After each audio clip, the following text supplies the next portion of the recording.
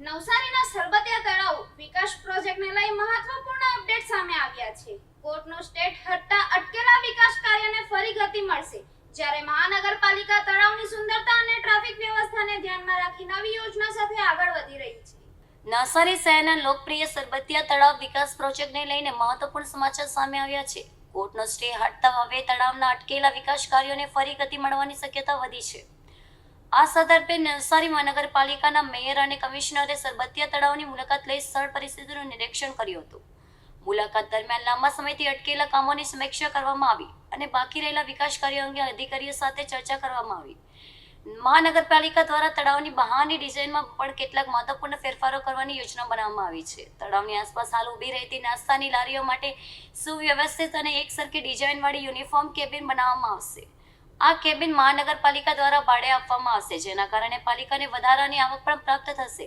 સાથે જ તળાવ વિસ્તારની સુંદરતા જળવાઈ રહે તે માટે ખાસ આયોજન કરવામાં આવશે। મુલાકાત દરમિયાન ટ્રાફિક વ્યવસ્થાને લઈને પણ વિશેષ ધ્યાન આપવામાં આવ્યું હતું। અધિકારીએ જણાવ્યું હતું કે વિકાસ કાર્યો દરમિયાન બાદમાં વાહન વ્યવહારને કોઈ મુશ્કેલી ન પડે તે માટે જરૂરી પગલાં લેવામાં આવશે।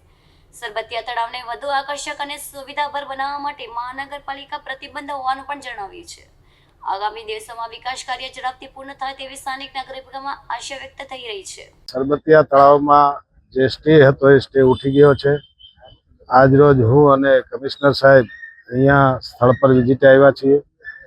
અહીંયા જે કામ અધૂરું હતું એ મોટે ભાગે પૂર્ણ થવા આવ્યું છે અને ચોમાસું બેસી જવાનું છે, ત્યારે આ કામ જલ્દીથી પૂર્ણ કરવામાં આવશે। તળાવને ફરતે જે બ્યુટિફિકેશનની જે વાત છે એમાં થોડા સ્ટ્રક્ચરો આવે છે અને લોકોનું સૂચન હતું કે આવા કેબિન બનાવશો તો બ્યુટી દબાઈ જશે।